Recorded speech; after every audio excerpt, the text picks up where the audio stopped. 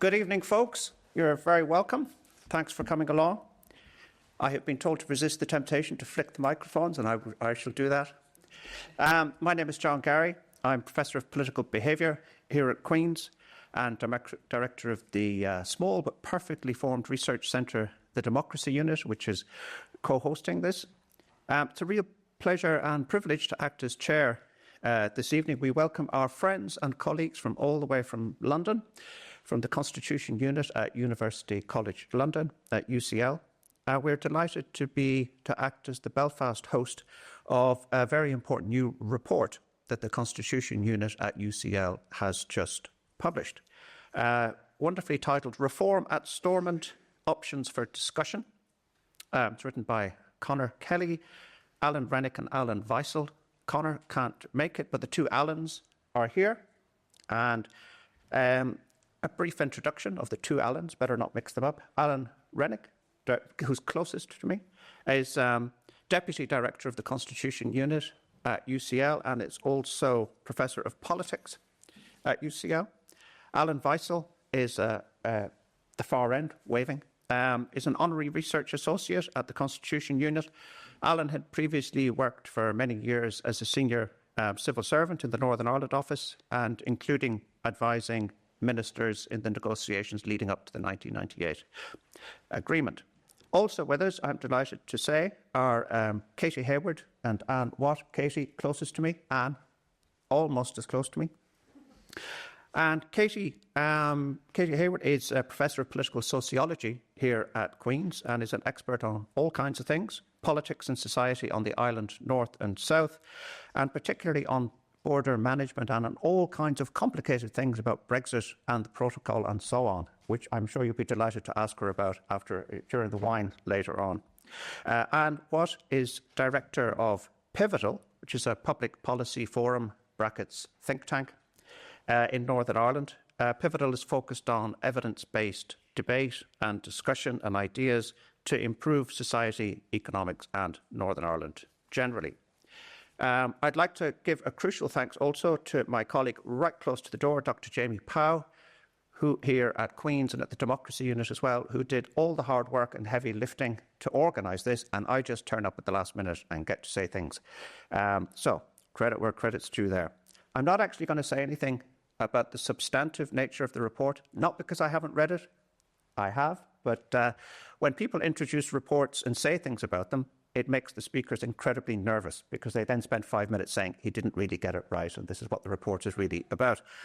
But I would like to emphasise that this report is very similar in crucial ways to reports that are the many reports that are published by the Constitution Unit in UCL, in the sense that, first of all, it's beautifully, elegantly written. It's extremely well structured and crafted, making it very accessible for the reader and very understandable. And crucially, it doesn't tell you how the world should be. It does something more useful. It lays out in inviting detail a range of possible, plausible, sensible options for change and helps you, the reader and the listener, to navigate this quite complicated terrain in order to facilitate you to make up your own mind about what reforms, if any, should be enacted to improve governance in Northern Ireland. I'm going to invite our speakers up one by one to talk for a little while, 5 or 6 minutes or whatever, and then we'll open it to Q&A. So you can think of complicated, ingenious questions as we go along. I'd like to invite Professor Alan Rennick. First of all, Alan. Thank you so much, John, for that introduction, and thank you to you and to Jamie Powell, as you said, for organising this evening's event. Many thanks also to Katy and to Anne for agreeing to respond to the report, and I'm very much looking forward to your thoughts. And thank you finally to all of you for coming this evening, and likewise I'm very much looking forward to hearing from you and hearing all of your ideas. In these opening remarks, I will try to set out our purpose, our approach, and the scope of our report. And then Alan Weissel will perhaps go into a little more detail on some particular points within the report once I've spoken. So in terms of the purpose of the report, so we're looking, as John said, at possible reforms to the institutions that govern Northern Ireland, the institutions of Strand 1 of the Belfast Good Friday Agreement of 1998. And of course, a huge amount has been achieved as a result of the agreement, and we must never forget that. But it's also the case that the record in terms of government in Northern Ireland since 1998 has been mixed. There have been extended periods when the institutions were not functioning at all. Even when they have functioned, there have been concerns about the quality of governance in a variety of ways. And there have also been concerns regarding various aspects of equity within the system, perhaps particularly for those MLAs who do not designate as nationalist or unionist and therefore don't have some of the rights that those who do designate do have. So reflecting these various concerns that exist within the system, there's much discussion out there about a whole variety of different possible reforms to these institutions. But there hasn't really been a detailed attempt to kind of think through what all of these reforms might mean. So just to catalogue what are the various options that are out there, to think about how we might go about evaluating the various options and to consider what the assessment of the options might in fact be. So that's what we seek to do in the report. We provide what we call in the report a technical analysis of options for reform. So this is not a report in which we make any recommendations. It is not a report in which we say, these are the reforms that you should do, these reforms you should not do. We don't do that. Rather, our purpose is to simply look at what the options are, how they might be evaluated, how they seem to measure up against a range of different criteria. And really with the underlying intention to enable further discussion, further conversation, further research to take place into these various options. So that's our purpose. Thinking about the approach that we have taken to that task. So we started off by reviewing lots of statements that have come from a whole variety of different actors about possible reforms to the institutions.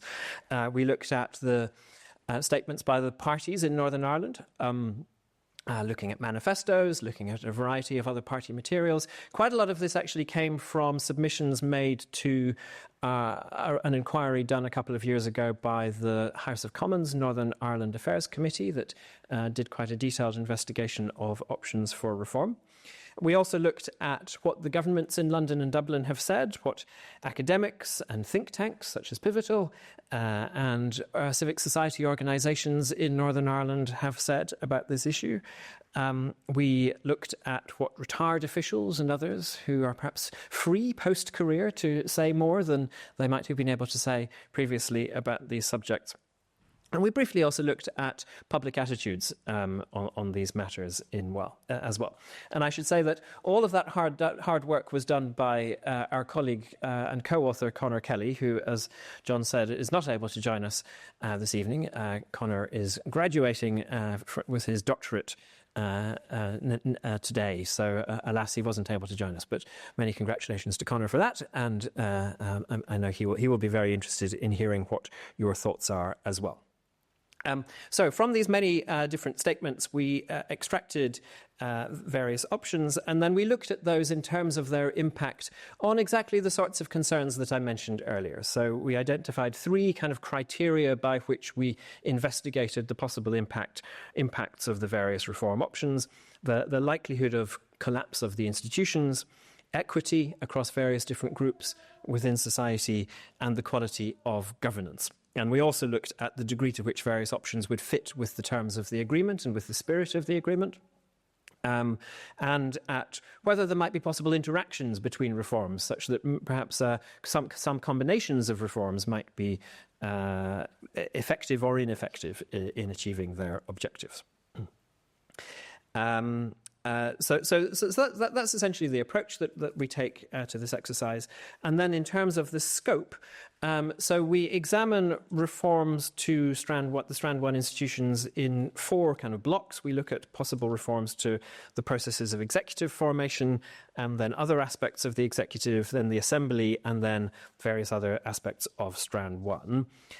So on executive formation, as I'm sure none of you need to be told, So the original arrangements in the Belfast Good Friday Agreement were that the First Minister and Deputy First Minister were elected through a cross-community vote on a joint ticket within the Assembly, while other members of the Executive, other posts were allocated across the parties proportionally using the D'Hondt formula. The D'Hondt formula survives, but the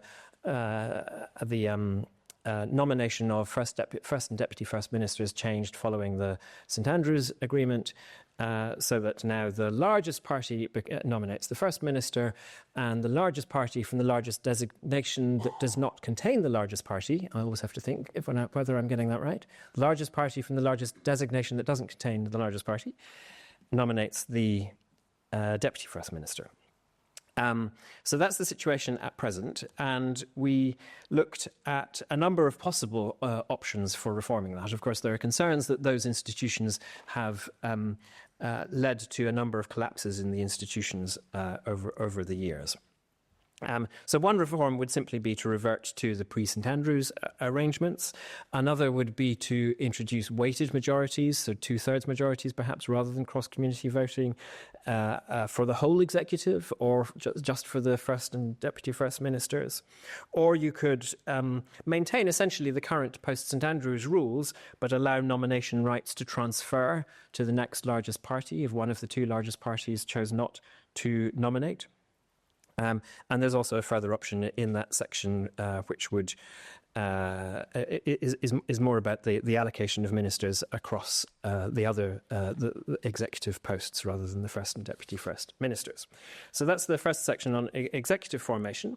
Then we also look at other aspects of the executive. So things like the possible change to the titles of First Minister and Deputy First Minister, the idea that they might be called joint First Ministers, possible changes to the number of First Ministers, and then a range of practical reforms to how the executive functions, which I think Alan Weissel will talk about a little bit more.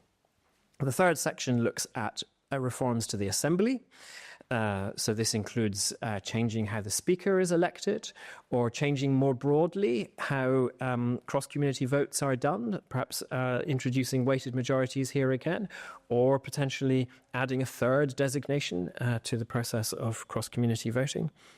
We look at possibly the possibility of further restrictions on petitions of concern, and then also potential strengthening of the official opposition.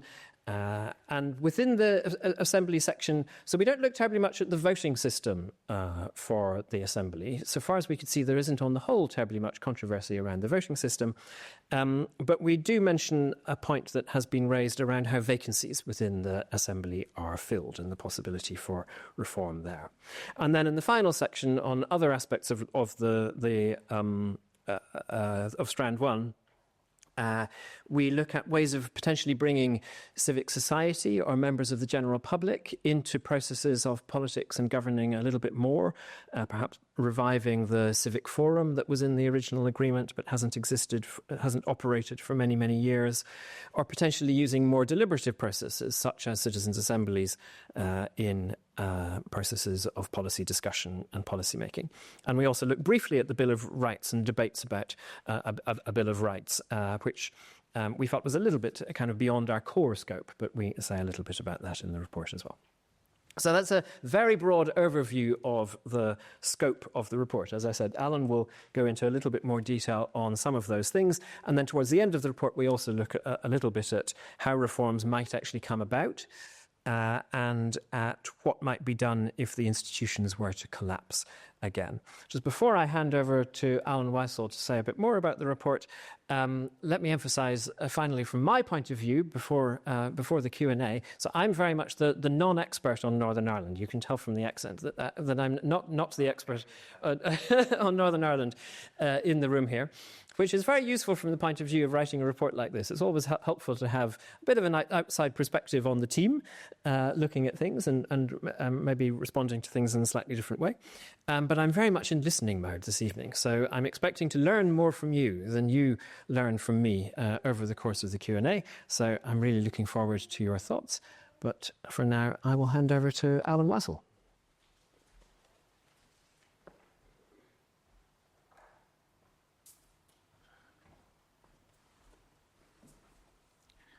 Alan has been saying he's not an expert on Northern Ireland now for, I think, at least six years. And I'm not sure how long you can go on in that state of blessedness, really. Anyway, thank you again to, just to echo my own thanks to the Queen's team for all their work in setting all this up, and to everybody for coming along. Just to emphasise, what our report is about really is provoking more debate, a more inclusive debate, because often these things have been discussed behind closed doors, and I'm not sure the results have always shown the particular benefit of that, and a more informed and a more inclusive, more coherent debate. That said, we are absolutely not suggesting that anything in our report is the last word on anything. We could have gone into a lot of these issues in more detail, but I hope it's a starting point from which we can have more discussion, and I think we do absolutely need more discussion. And on some of these issues, we may need answers before very long. One area where I think answers probably are urgently needed, I would like to focus on, is the good government issue, which we discussed in the paper at some length. And the basic, it's widely acknowledged we have problems of governance in Northern Ireland. You look at the failings of the health service, infrastructure gaps that mean houses can't be built because there are no sewers to service them, low productivity, skill shortages, educational underattainment, lots of those. Similar issues. And the fact that no programme for government, agreed programme for government, has been in force for the best part of 10 years until a couple of months ago, is in some way a reflection of those failings. Now, the underlying causes may be more a matter of political culture than institutional arrangements, but there are at least grounds for saying that the institutions contribute to the problem and that institutional change may be part of the solution. And that is one area where I think we do need to do better, not only for its own sake, because of the human consequences of bad policy and poor public services, people struggling with health problems to which there's a solution, not reaching their earning potential, their wider human potential, the best people indeed leaving. But also because institutions that deliver will make the settlement more stable. That is the particular fact in Northern Ireland. If you have institutions that are actually improving people's lives conspicuously, then it will be harder to bring them down. And if we look at what are the reasons that the institutions are not perhaps delivering as well as they should, one is certainly cultural, that the political dialogue in Northern Ireland has always been fixated on the traditional constitutional and security issues. And that may be where many politicians seem most at home, but indeed many of the parties are structured around the constitutional issue, and that indeed may be where many of the activist base of parties are most concerned. Those indeed seem to be the sorts of issues with which the commentariat is much of the time most concerned. But I think there are another set of causes or problems that are actually institutional, because the structures really don't facilitate working together. And the government in Northern Ireland is constituted by a series of rules that say who can be a member. And so people in the government don't come together out of any necessary pre-existing political affinity or sense of common purpose. And because the membership is guaranteed to those who meet the criteria, the programme for government, which in other coalition systems, as we've seen in this island indeed recently, is often essential to getting parties to come together and continue working together, is much less important politically. And the rules, of course, make the institutions much more susceptible to collapse. They facilitate blocking of policy initiatives by minorities, and they facilitate silo working. And at present, the system doesn't offer an alternative government, and on the whole, politicians are not marked on by the electorate on their good government performance. Now, none of this is to denigrate the agreement. I mean, it is still a great success in the sense that it is the least imperfect form of government anybody has come up with in the last 50 years. And it does mean that we, as for so long eluded us, actually have a government in place and doing things. And that is an absolutely critical first step. And the architecture of the agreement is a reflection of the power-sharing principle, and that really simply has to be worked with. So the question is about getting better performance out of the structures that we have, structures which may be reformed but are still essentially quite largely along the lines that we have. And we need more discussion on this because there hasn't been much on these aspects in particular of the system before. It's certainly true that in the negotiation of the agreement, there was really no consideration at all of good government issues. And that was understandable in the context of the time, because the critical first step was indeed to get a government that would be viable and that would function at all in the political circumstances of Northern Ireland. But we were probably too eager at the time, amid all the international goodwill and the momentum that had been generated, and indeed the large sums of money then slushing around, to believe that things would go swimmingly. So what are the solutions? This is much more institutionally. This is much more difficult and unexplored, and one of the areas where we really do need more work. One area that's had some focus is the programme for government.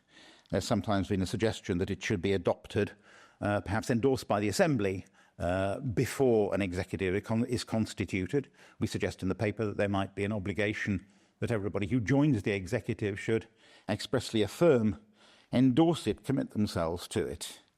And that's change would clearly have symbolic importance. Practically less clear. It's quite difficult, I think, to legislate for a meaningful programme for government determinedly seen through and implemented. But nevertheless, it may well be a first step. There are other institutional approaches that might help as well, though. One set of questions is around how we can help to develop a political culture, a political debate that is more focused on good government issues. Now, that was a large part of our objective in founding the think tank Pivotal, of which Anne is now the moving spirit, and we'll talk soon, to bring policy analysis, in particular policy proposals, to public debate, and on a really very small budget. And if anybody has a bulging checkbook, please see Anne afterwards. It has made a remarkable impact, which is very largely down to her. There's room for generating more such activity, I believe, increasing policy development capacity outside government and offering a framework for public debate about it. One idea in the paper goes a step further than Pivotal. It's the possibility of a public body, similar in inspiration to the Fiscal Council, that might aim to generate ideas about public policy and public services, might aim to animate a public debate about them.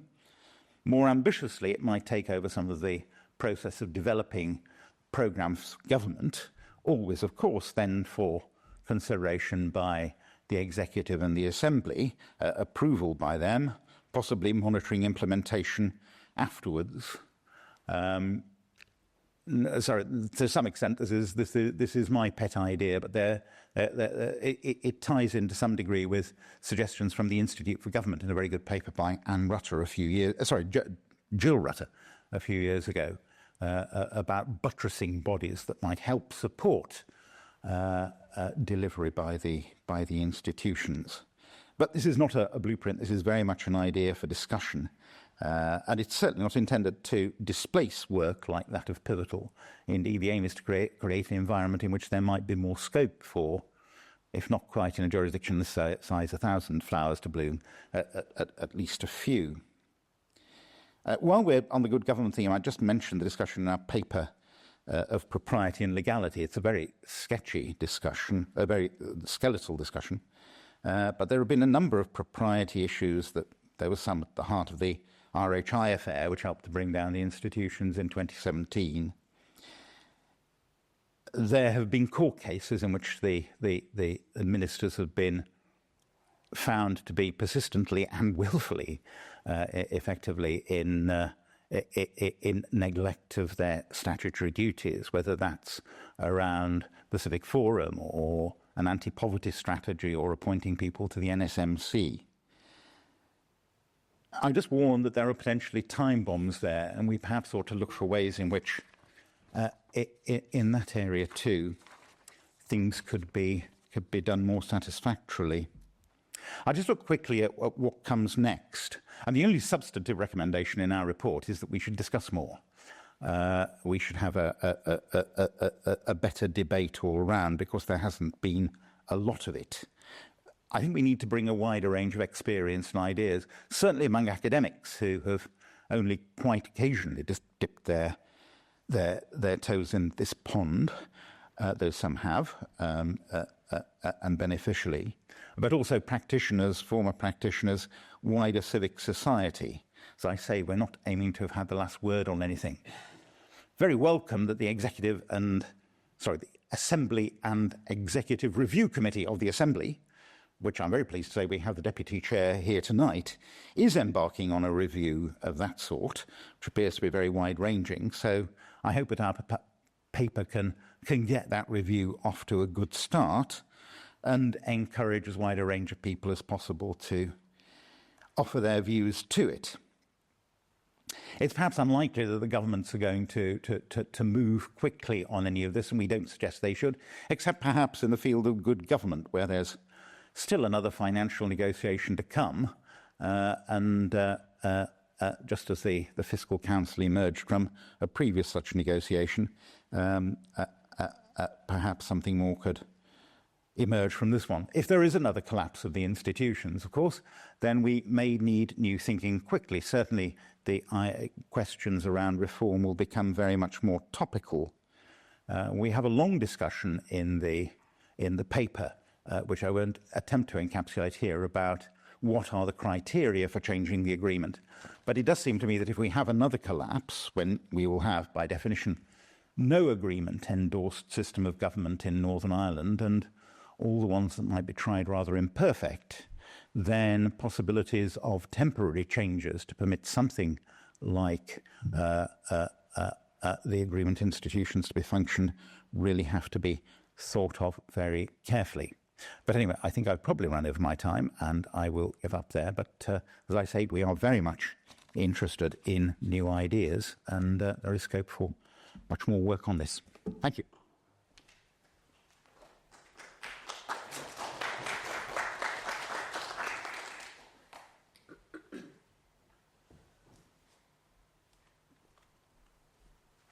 Good evening, everybody. Thanks to Alan, and congratulations to you and Connor for a fantastic report that's very, very welcome and timely.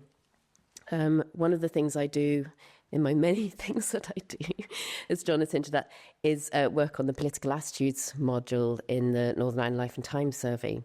And in 2019, a third of our respondents said the agreement is the best basis for governing Northern Ireland as it is. And 4 years later, we have that down to 1 in 5 people saying that the agreement is good as it is. An increasing proportion of people are saying the agreement needs reform. And this report is very welcome because it explores the means by which, or the scope for reform and the advantages and disadvantages quite rigorously across a wide range of areas. Of course, the question arises as to what needs to be reformed and why. And I think it's possibly worth distinguishing between reasons for reform that arise from the things that have happened perhaps by accident or inadvertently, or have been allowed to come to pass through a lack of vigilance or too much complacency, perhaps. What I want to focus on in my brief remarks is something a little bit different, which is about the way in which we have allowed notions to become sacred cows. And when I think about it, you can sort of have an image of Stormont Estate increasingly occupied by these sacred cows, who've sort of multiplied over the years and they kind of are allowed to roam fairly unhindered, to, in effect, sort of defecate on the marble corridors and end up in places where we really didn't expect them to have any influence. And most particularly, we can see them making it quite difficult in many ways, almost impossible to do the business of government. And I think that's kind of exposed in a fairly subtle way, in some cases in this report, but is also exposed by any day-to-day following of what's going on in Stormont and increasing sense of incapacity of the Assembly and the Executive to meet the real needs of Northern Ireland society, hence the Northern Ireland Life and Times survey results. It's worth thinking about, therefore, how these principles or notions have become sacred cows. So what was their purpose to begin with? What was the intention of such principles? And are they still valid today? And the principle of power sharing is one such notion or sacred cow. And in many ways, of course, it's not explicit really in the Good Friday Belfast Agreement itself. Most particularly, it's implicit in the fact that the notion of legitimacy for these arrangements is very much resting on that idea of input. So it's not how decisions are made or what decisions are made, how effective they are, but who is making those decisions. And that sort of idea of legitimacy is one that is fundamental to the Good Friday Belfast Agreement. We don't even have to debate that as a concept of legitimacy to see that there's a problem with the principle of power sharing as it has been allowed to evolve as a sacred cow. In fact, we haven't fully assessed what that is today. And to see, in actual fact, it's become quite different to its original intended purpose. And as is exposed by this report and by many other factors, we see it's now causing a dysfunction of democracy. And as Alan even said there, Alan Weisel, is remarks, power sharing has become not about finding common purpose, but in many ways it's done the opposite of that, in fact, entrenching division. And just to think of one particular thing, I mean, in many ways, power sharing has become interpreted as being less about communities, but about parties. So most particularly, of course, the two largest parties, Sinn Féin and the DUP, and has allowed us to interpret their interpretation of power sharing as if they were the spokespersons for those communities, which is, of course, what they would like us to imagine them to be, that they can speak on behalf of a community. And the exercise of the rights, most particularly the veto rights, this principle has allowed them to have, has become far from the prevention of injustice or discrimination or oppression. But actually it's become about preventing the functioning of effective government. It's become like a tool to make a political point. It's a devastating consequence, a real negative consequence. Or indeed, it's become a tool of expanding the power of a party, one party or another. Those are completely contrary to the intention of that principle of power sharing, or indeed the intention of the Good Friday Belfast Agreement. In many ways, a veto is an end to consensus rather than a means to finding consensus. As a consequence of the way that things have developed, so many sacred cows, so many maybe poor judgment or decisions, things allowed to slide. We have a very strange situation in which things that could have enabled effective government that I've written in the text of the Good Friday Belfast Agreement itself have been sidelined. And one example is picked up in the report, and it's very striking. It's from the section in the agreement on Strand 1, paragraph 20, about the executive to seek to agree each year and revise as necessary a programme with an agreed budget that's subject to scrutiny from the committees and to approval by the Assembly. Each year they're to have this programme. That has been sidelined. I mean, it's almost unimaginable now, given the agony of trying to find a programme for government every few years. So that's been sidelined.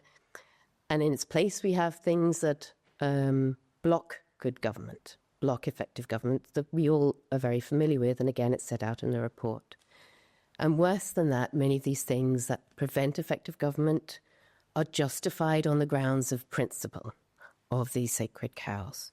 And so, again, set out very clearly in the report, in the executive, the fact that the two largest parties have vetoing power and they have delaying power.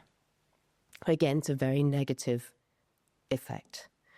In many ways, reforming those particular things in the function of the executive could be seen as low-hanging fruit. So, for example, reform of the use of what might be termed like a petition of concern in the executive itself, allowing 3 members of the executive to veto a decision from the executive. To bring that in line with the rules for the assembly use of petition of concern, I should be from 2 or more parties. That would be an obvious piece of low-hanging fruit to seize. But I don't really want to talk about low-hanging fruit because that suggests a timidity, perhaps a laziness, or indeed a complacency with how things are. And it will allow such sacred cows to multiply still. This report is very welcome, and as I say, it's timely because it gives good grounds for us to be much more ambitious than thinking about low-hanging fruit.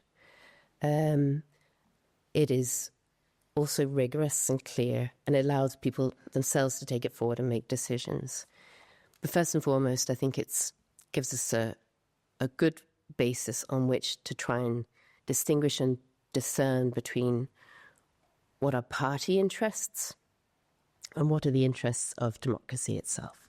Thank you.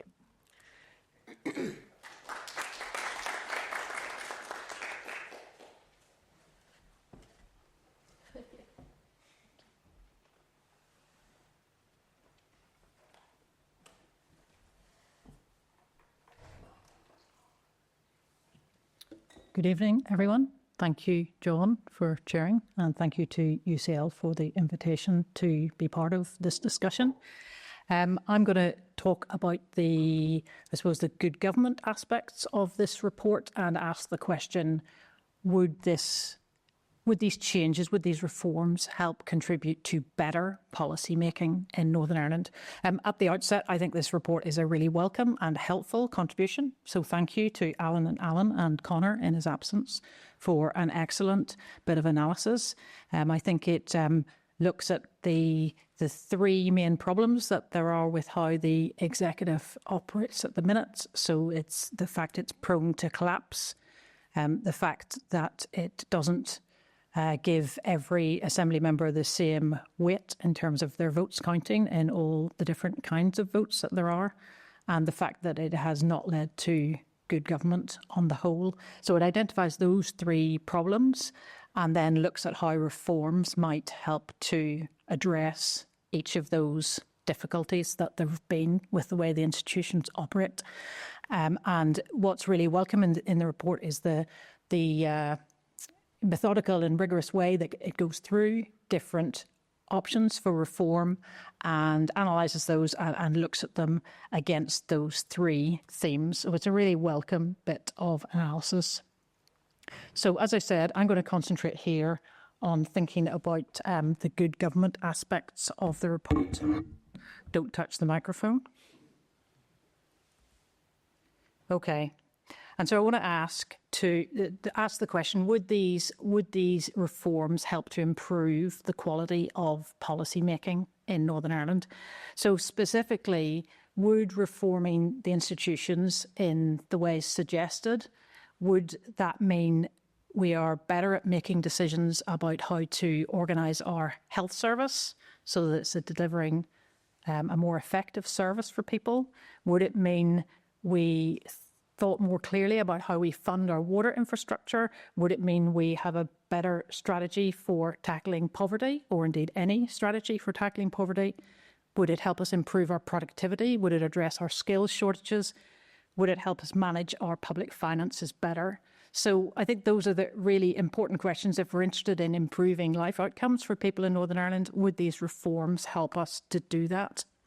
So I think just to summarise, I suppose, our assessment at Pivotal about how government works at present in Northern Ireland, we see unfortunately, in a lot of cases, departments working in silos. So we have power being carved up rather than shared, as has been mentioned by all the speakers so far.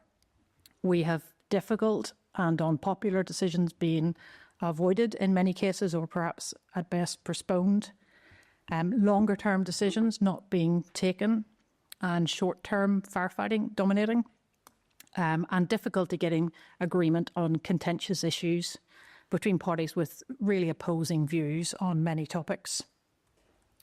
So, what's the root cause of that poor decision making at present, and would these reforms help to address that? I think this paper begins to ask that question, and there are some answers in the paper, but I think there's a lot of future work that could be done potentially to look at that question more. In what way would these reforms lead to better policy making? So stable government is the foundation of good government, and without a doubt, frequent collapses of the institutions have hugely impacted on the quality of decision making here, and not just the collapses, when the periods when the institutions went there, but the instability that there is and the threat of collapse that hangs over the executive and the assembly quite a lot of the time. That means that there's not that much time or energy or bandwidth left to look at policy issues in more depth or to give the scrutiny that's needed. But stable government doesn't necessarily mean good government. Good government requires good decision making.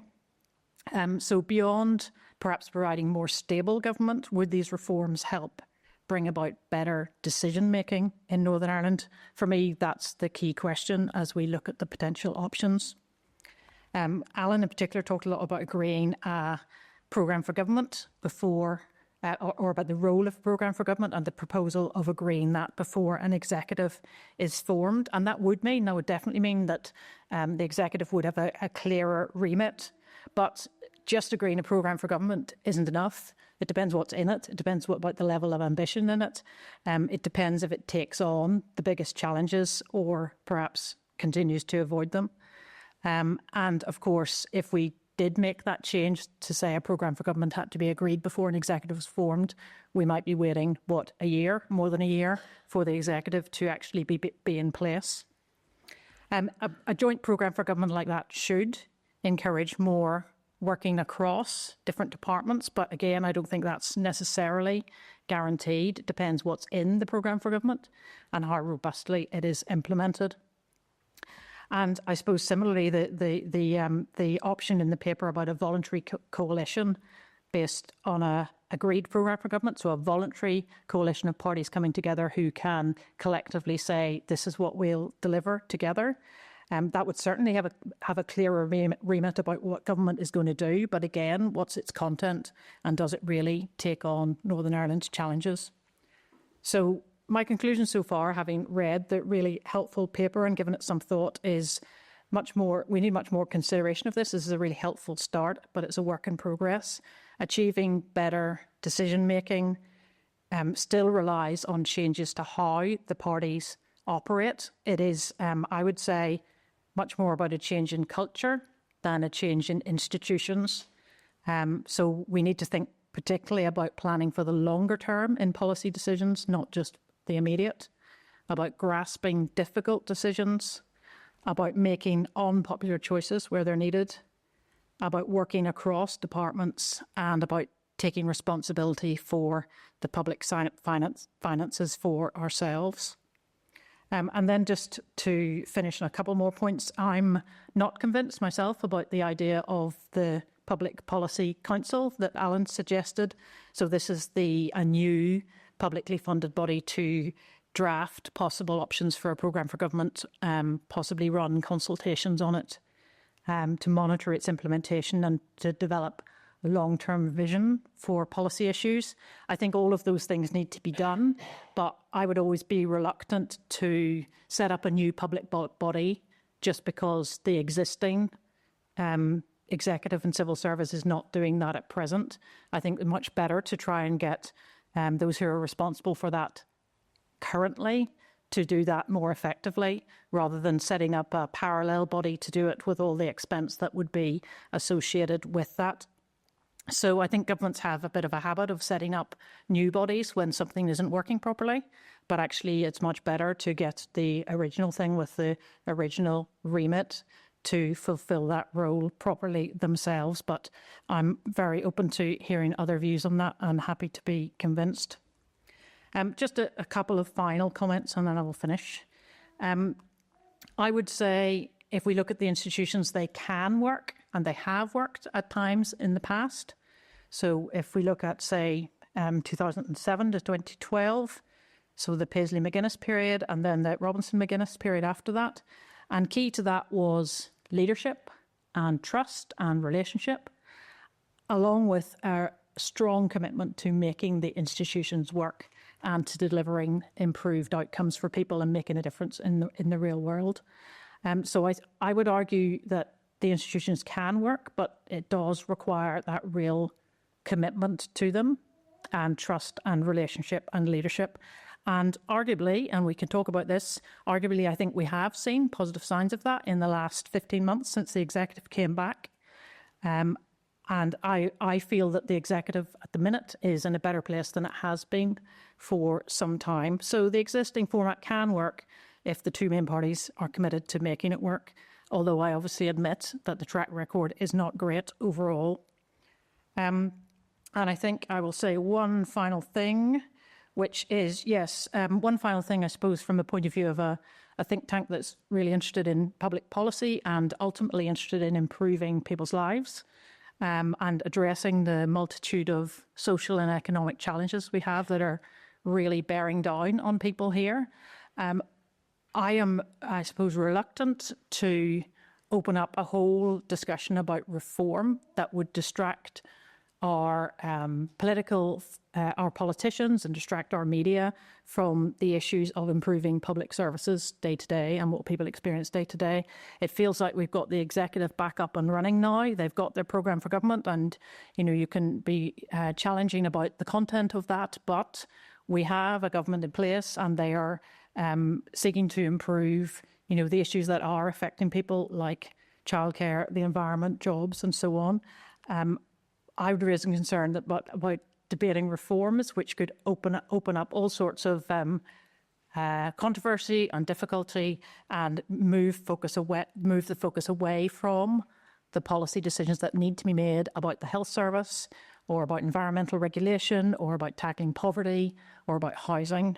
So that kind of conversation does risk, I think, being destabilising to the executive, which is a delicate balance already.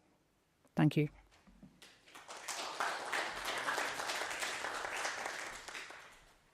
Thanks very much, Alan, Katy, and Anne. To my technical friends down the back, should I move this thing? Or I'll let you move one of these things. Great. In a moment, I'm going to ask you to ask very tricky questions to all of the speakers, but I'm going to do what a lot of people do. I'm going to ask them my question. In order to bring this debate a little bit alive with a specific example, somewhere in the report, you mentioned possibility of 3 first ministers. If I was a journalist in the audience, I'd be grabbing onto that and saying, these people are coming off from London telling us we have to have 3 prime ministers. And wouldn't that make things an awful lot more complicated than we currently have at the minute? I'm not saying you're advocating that, but it's an issue that you tease out. Either and take this one. Give us a couple of advantages, not disadvantages. Give us a couple of advantages of having 3 first ministers. Shall I, since I introduced this particular absurdity into the report, it did seem to me to be a question that the section of the report is titled, How Many First Ministers, I think. It did seem to me to be a question to be asked, because I think we are the only jurisdiction in the world that has 2 co-equal heads of government. People will bring up Andorra, but I need to tell this audience, of course, that those are joint heads of state, and Andorra, I looked it up, manages with a single prime minister. So do we need to go on forever having two co-equal first ministers, and in present circumstances, quite possibly. But there is the other aspect of changing demographics of voting patterns that we're seeing, where we have moved away from the binary pattern of the agreement, which really did assume the world was divided into unionists and nationalists, and really nothing much else that needed to be talked about, to a position where we are moving towards, some would say, 40-40-20, where there is a much larger centre ground, and they are in various respects disadvantaged by the agreement. And one of those, maybe they get a look in at the top table. And what we could get, of course, if Alliance ever became the largest party, as is not looking likely, but not beyond the bounds of possibility as things go on developing, that would completely unbalance the system, because you would then have an Alliance person and either a unionist or a nationalist, but not both. So the question is one to be looked at. Perhaps at some stage we will move to the position where we can manage with one First Minister, or indeed rotating First Ministers, of which there are examples elsewhere in this island. And that would, if it happened and could be done in conditions of political tranquility, potentially increase the cohesion of government substantially. Okay, so maybe. Questions from the audience, particularly tricky ones. Oh, sorry. Hold on. Here, Alan wants to come in. Well, very, very boring administrative thing. Before we go to questions for audience, GDPR notice. We're recording the session, and we hope to share the session on the Constitution Unit's website afterwards. So if you speak during the Q&A session, you will appear on the recording. If you wish not to appear on the recording, please let me know afterwards, and we'll do our best to take you out. Basically, if you say anything he disagrees with you, that's up to you. I saw a hand. Yeah, chap with the glasses, and then Adrian. Hi, question is to Ohamo. All this is a bit off topic, but just touching on the topic of good governance.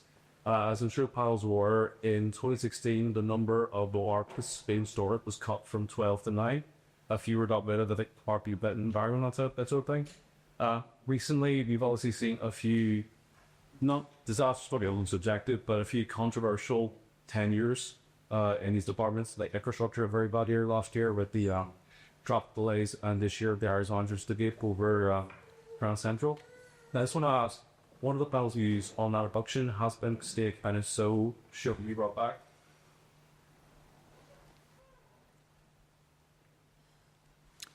Whoever speaks first on the panel can ask the question. I'm not sure anyone's keen to answer this question. I think I wouldn't be saying should they be brought back. You might be saying should they be configured slightly differently.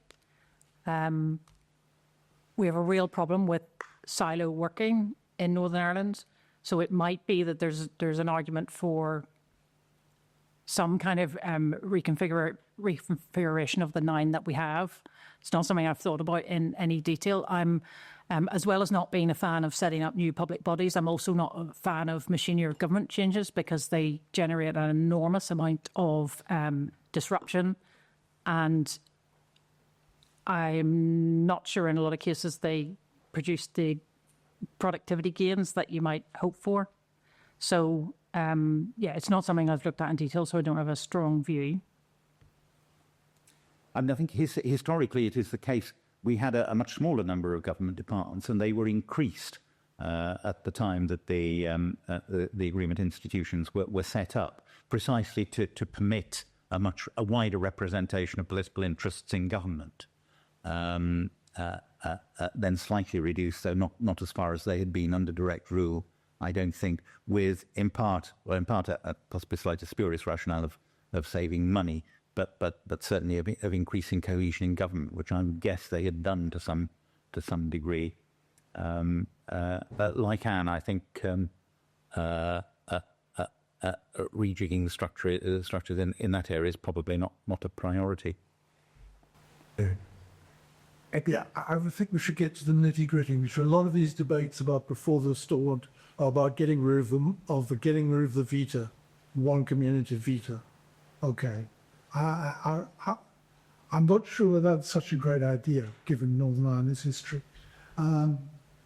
Perpetually, people see hope in the Alliance Party and the centre ground rising to such a degree that the two sectarian communities could be put in that place.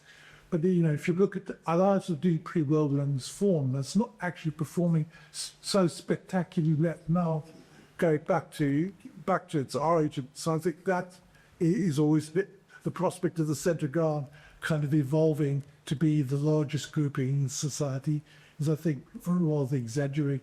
The other thing is when we actually look at the two issues that caused the breakdown in Stormont, then the first of all, to oversimplify, but not too much, decommission, the issue of decommission.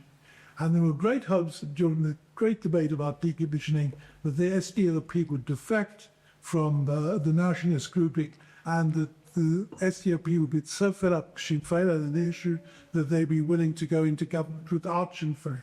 It never happened because when push came to shove, the SDLP weren't prepared to ditch Sinn Féin because they saw the communal strings were too strong. When we come to the second issue that caused a great breakdown is Brexit, and we had the same process where there were great hopes that the Ulster Unionists would defect from the DUP, but at the end of the day, everybody rode behind Geoffrey Donaldson's objections to the Windsor Framework, particularly got a bit more to satisfy the Unionist bloc. So the idea there's too much distrust between the communities for actually parties to easily defect from their communal identification. And we just overstate the prospect we can do without a veto. And the veto, at the end of the day, does cause difficulties to the way the government operates. But my goodness, we get a better government than the one that's across the water in the United States at the moment. I mean, we should look at the gales that are blowing in the world and the kind of people that are coming to talk in different parts of the world and recognize, we have a relatively rules-based system. We shouldn't throw out the baby with the bathwater.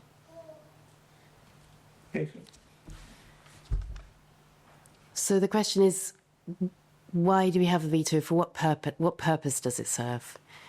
And obviously, you referred to two examples of the use of veto, or indirectly, but we've had a situation where the use of veto, there's been the use of veto to prevent the functioning of the legislature, executive at all. So, and I personally think that's a problem. And in relation to, for what purpose is the veto there, or the idea that you need to have cross-community support for something? Primarily, it's about prevention of discrimination, right? No, it's trust between the communities. It's not just about discrimination. It's about the fundamental fact that you have two communities that have different notions of the legitimacy of government and thoroughly distrust each other.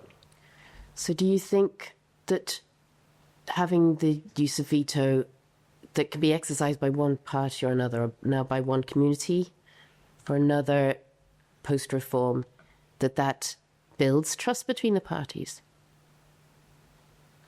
Well, I think it's difficult to build trust between them. I take that point, but I mean, I think that, just wishing away that distrust really exists, I don't see how that was established. I mean, so, yeah. Sorry, I'm missing a point. No, I think, but the question is, if you can have a veto that prevents the functioning at all of a democratic system, then surely that undermines the very purpose of the Good Friday Belfast Agreement itself. To that point, that we've been through periods. At the end of the day, people have. There's a whole great saying, at the end of the day, people step back from the brink. They push things as far as they can go, but they actually do step back from the brink. We step back from the brink from decommission, eventually decommissioning happened. And we step back from the brink on the Windsor Framework, and the DUP accepted some kind of compromise.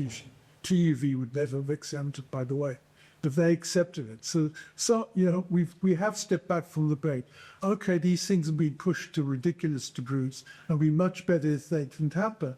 If there weren't these disputes, and we could get on with our lives, and we could get government going and function better and focused on things that neither to matter to the general public almighty.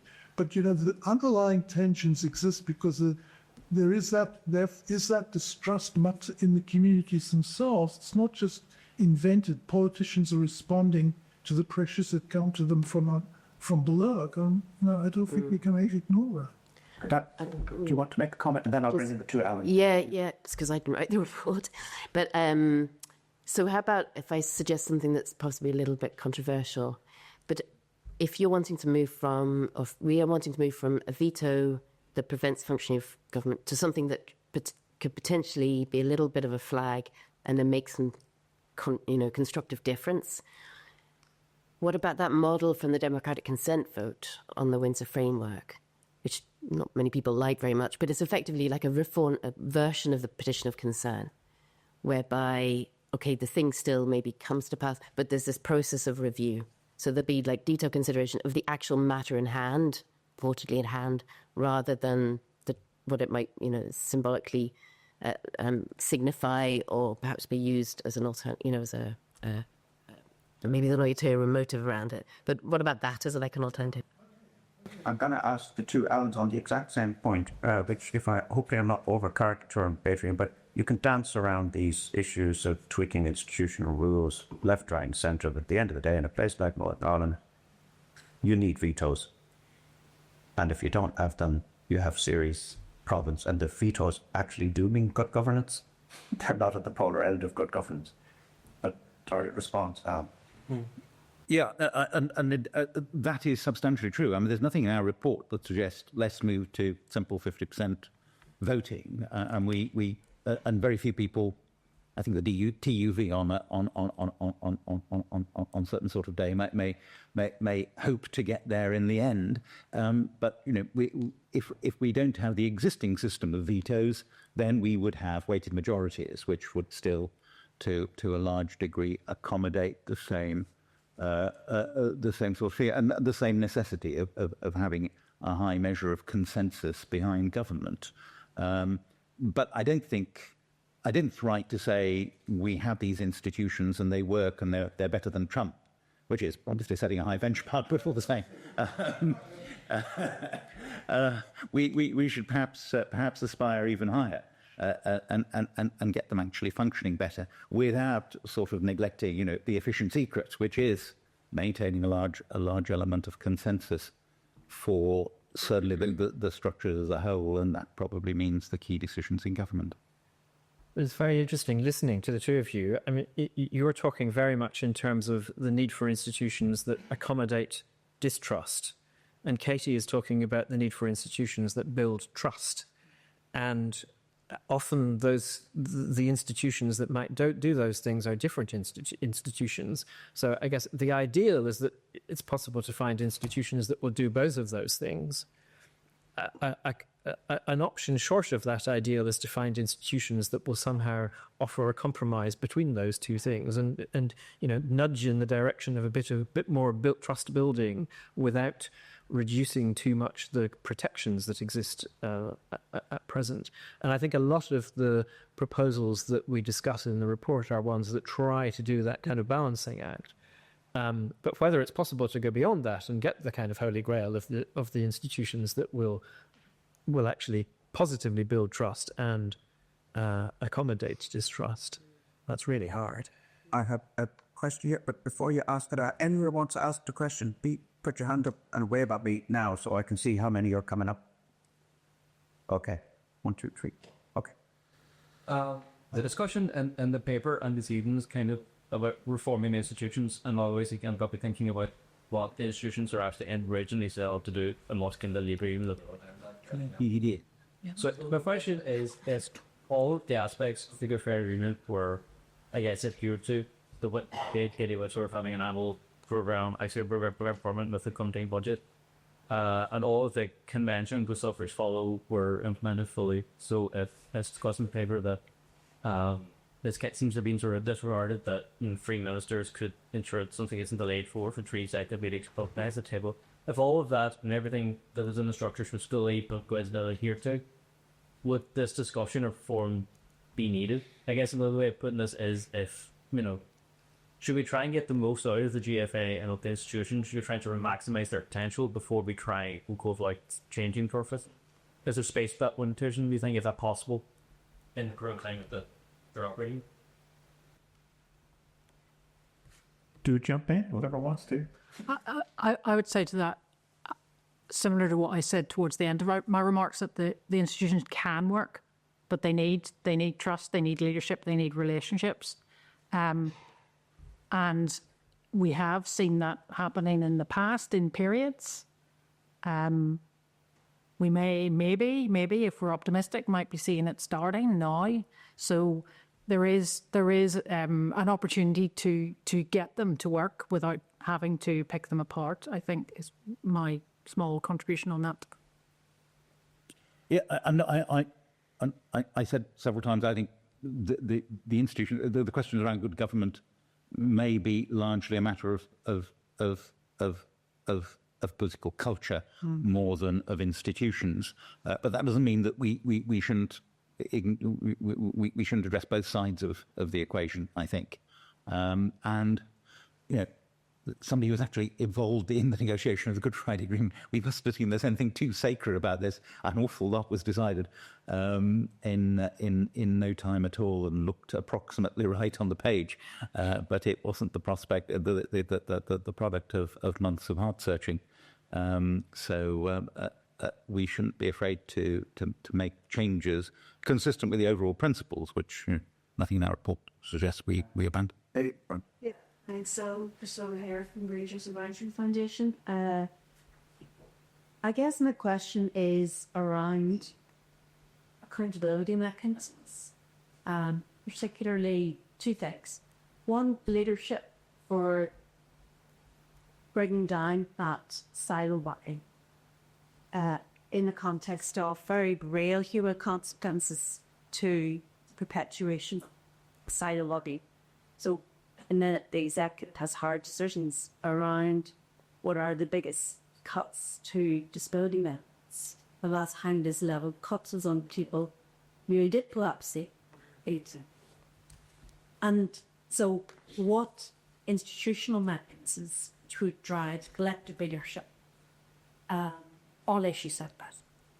And like that then, where can better accountability mechanisms support performance? In particular, what go is to look at many systems, how that's got to be play, the role of the head of Hawks, the role of the ends and sacks. So one question around that collective commitment to about mechanisms would drive this application to how better accountability. So we did look at a number of mechanisms for improving accountability in terms of potentially improving strengthening the opposition and strengthening committees and tweaking things such that the opposition might have a somewhat larger role within the committees. I guess, I mean, there are several mechanisms of accountability within most democratic systems. So you have political accountability among politicians, so an opposition. You have electoral accountability ultimately to voters. And you also have often various forms of administrative accountability in terms of regulators and a range of bodies that either enforce rules or simply offer information, or put information into the system. So I'm thinking there, for example, about the National Audit Office in the UK, the Office of Budget Responsibility, so bodies that hold politicians to account if those politicians are saying things that don't actually stand up to scrutiny, so that others can then use that information in order to go further. So as I just mentioned, we have a little bit in the report about political mechanisms of accountability, which Alan Weissel can probably say rather more about than I can. We have a bit in the report about the bit that Anne didn't like, the idea of setting up additional institutions.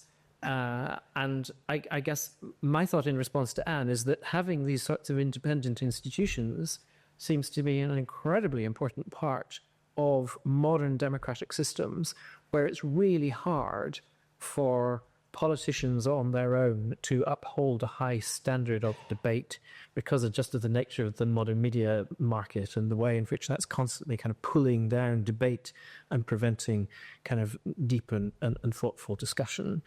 And having institutions that help politicians lift the quality of debate up again is really important. And then in terms of electoral accountability, I mean, it is always difficult in any society in which there are divisions of identity that often trump, when people are voting, questions of who will govern most effectively and who will deliver the most effective governance. That mechanism of accountability is often impaired, and therefore, thinking about how potentially that could be strengthened is a mission. I'm going to scoot along and pick up questions, and the panelists could come back toward the end. And this gentleman there, front. Yep. Thank you, and thanks for the report. I suppose just to maybe preface it, when over the last number of years, when I was maybe introduced to something and outed as a former MMA, they normally got to say, well, look, it was all right when I left.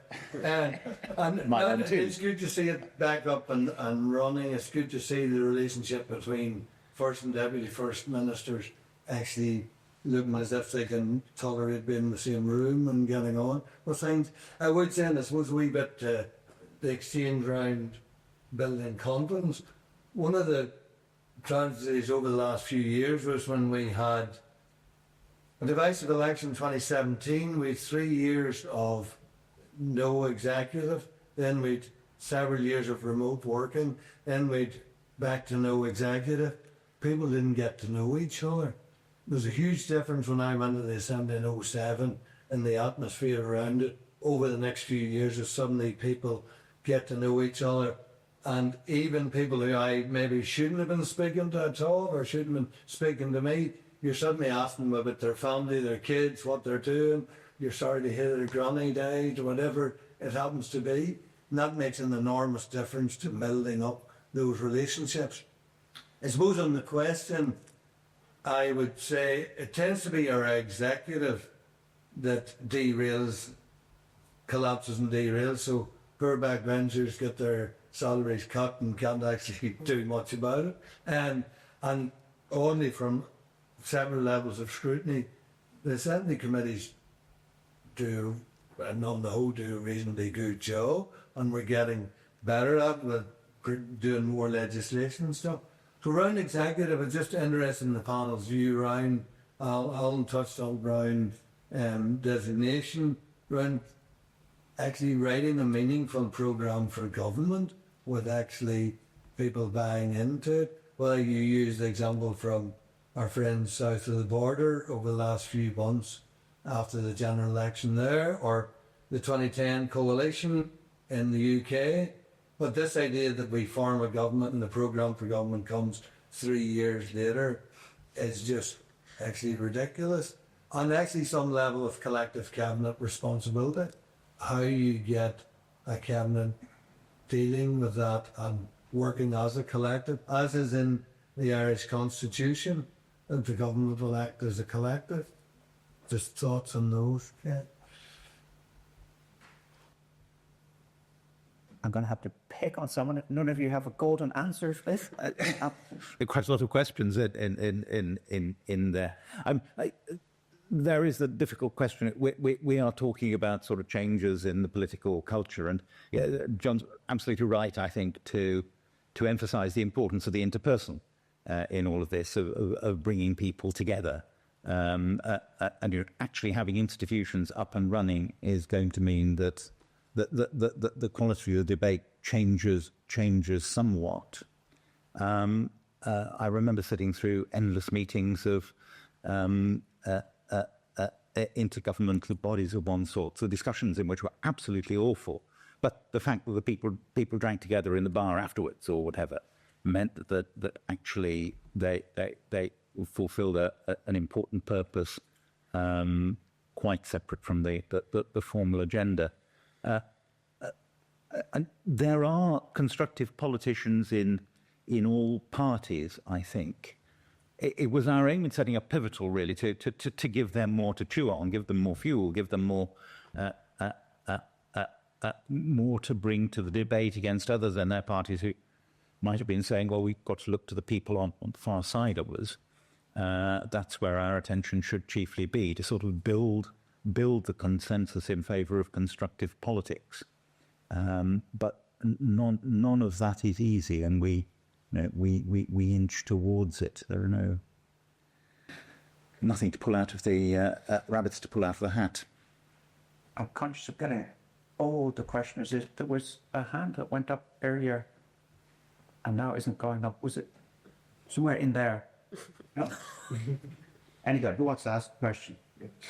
Hi, thank you. So I'm particularly interested in the role of the official opposition in the Assembly and the report, which is on some topics for reform and sort of strengthening the opposition. I'd be interested to hear thoughts on the effectiveness of utility of the opposition since it was introduced. Where do you think opposition is might fill a role in some similar way to that adversarial political system? How you see the role of the opposition fitting into these sort of the parties of reform for your role in the description of? Well, we're in the presence of John McAllister, who's just been talking, who has done more than anybody else, as it were, to put the oppositions where they put oppositions where they are today, and strengthen the facilities available to them. And it is an important role. There is the difficulty in Northern Ireland, though, that perhaps the main role of oppositions in some other systems is to offer an alternative government. And the way politics is constituted at the moment in Northern Ireland, you can't quite do that. But I mean, in many ways, people in opposition to the government, whether formally designated or not, have been some of the most effective operators. I'm thinking of John McAllister. Think of Jim Allister. So easy. So easy. Well, I conflate them all the time. Very two peas in a pod. Who operated the Stormont system very, very, very effectively and got things done whether you like them or not. So it is an important part of the system. But as politics is at present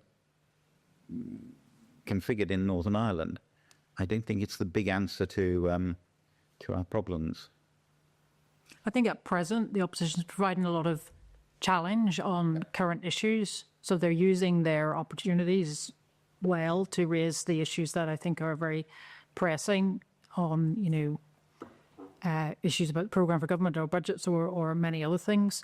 I suppose the question is to what end? So it's a good points raised, quality analysis provided, challenge provided, but so what? What happens then? I note, and I think it's in the UCL report, that often the relevant ministers aren't there when the opposition are having one of their debates about a topic, which is really disrespectful, ineffective, all sorts of words you could use. But I think they are, it's performing a useful challenge role and raising the profile of issues, and that gets into the media and hopefully is contributing to the general quality of discussion.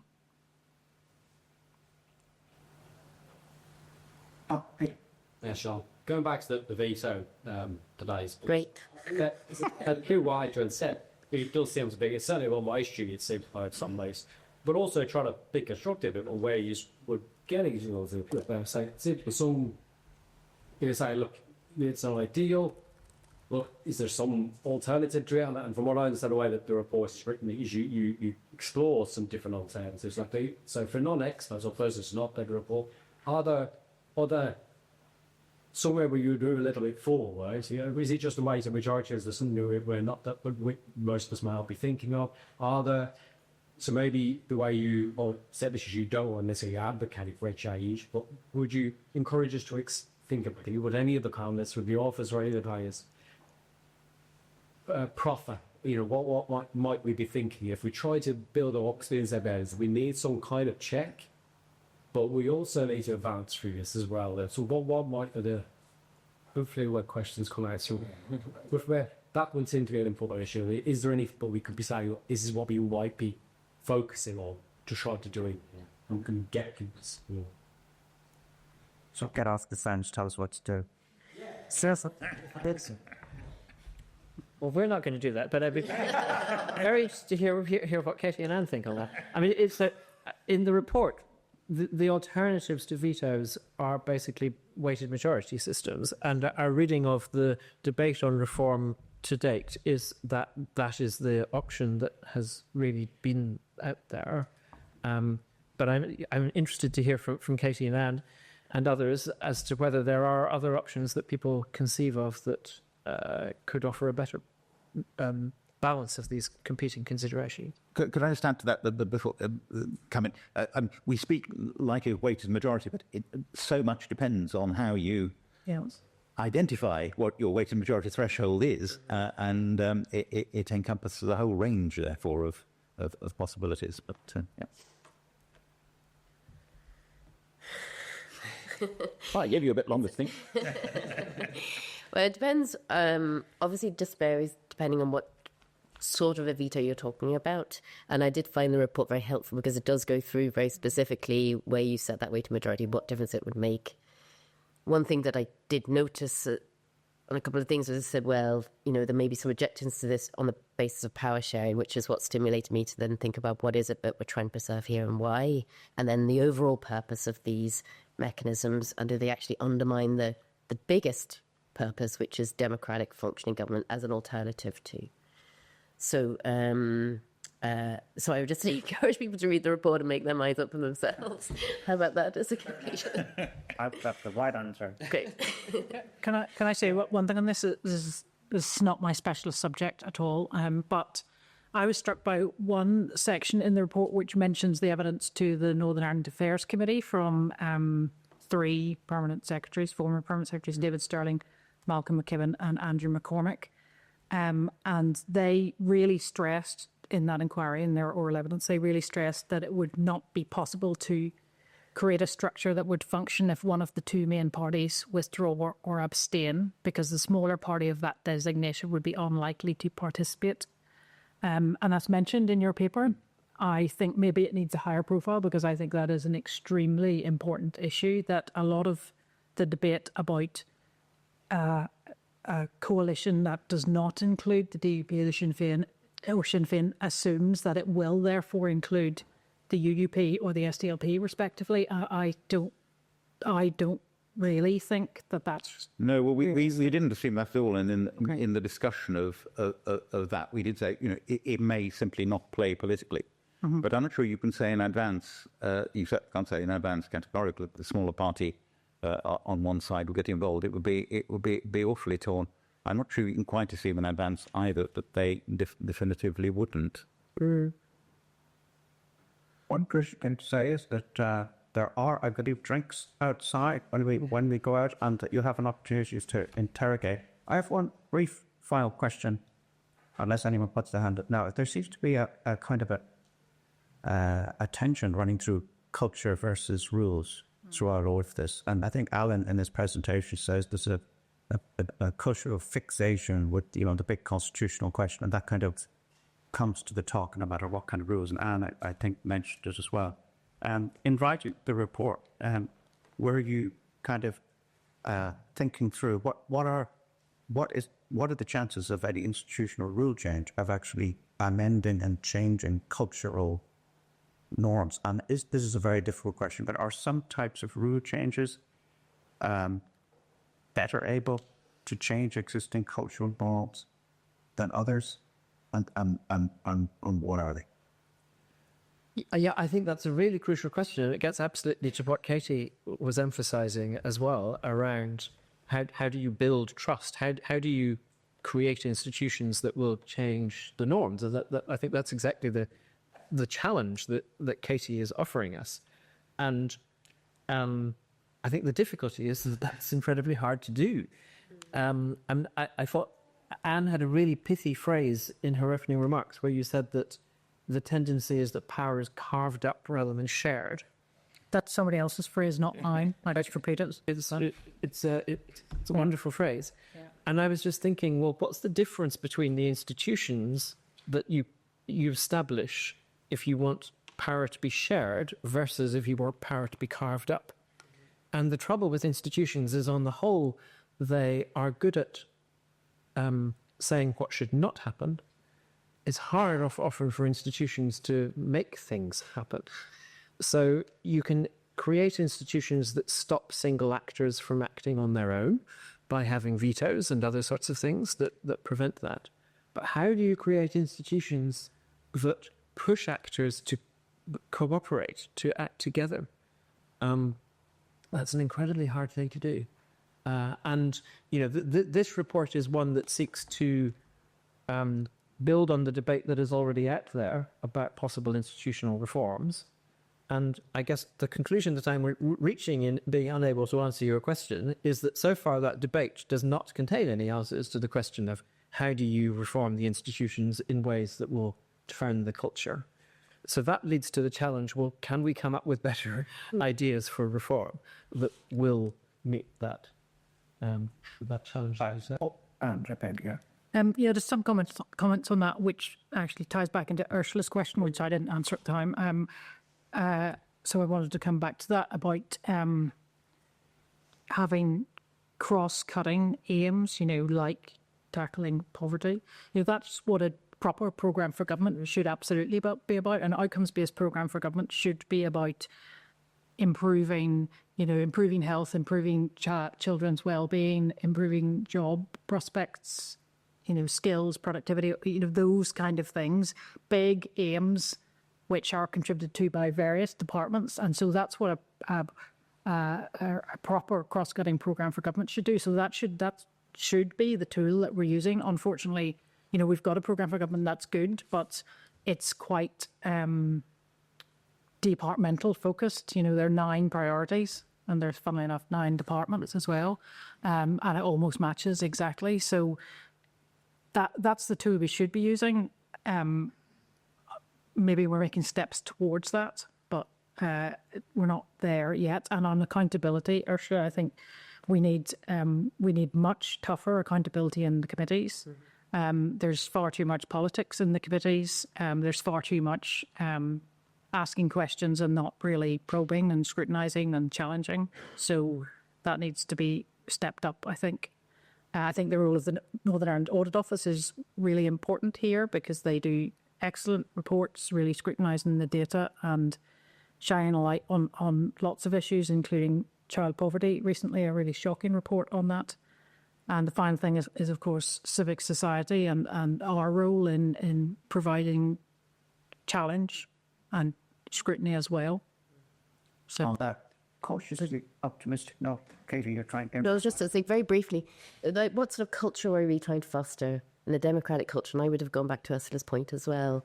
Like those principles of democracy, which both British and Irish governments say that they are committed to, at the in the Declaration on supporting the Good Friday Agreement. Those principles of democracy are not evident in Northern Ireland, and they require a cultural shift that connects to institutional change, I would suggest. And this goes back to even the point about would the other parties in that community go into an executive if it's boycotted by one? It's been holding them to account on the grounds that they are making a choice to extract themselves. And why would we vote for these parties? That's their choice. Other parties are choosing to participate for different reasons that relate. And until we get to that point, I think we'll just go round in circles, unfortunately. Okay, super. Thanks very much. But usually what happens at the end of an event like this is the audience gives a round of applause to the panel. But I want to reverse this because the audience is the most important one to keep here. And I think the panelists should give a round of applause to the audience for coming out and listening and getting mighty speakers.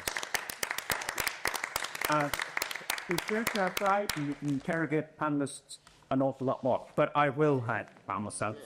Thanks very much to Constitution Unit colleague, the 2 Allens, and to Katy and to Anne. And this is available on all good internets. Please download and read. And I have a pile of copies here which I cannot carry back to London. Excellent.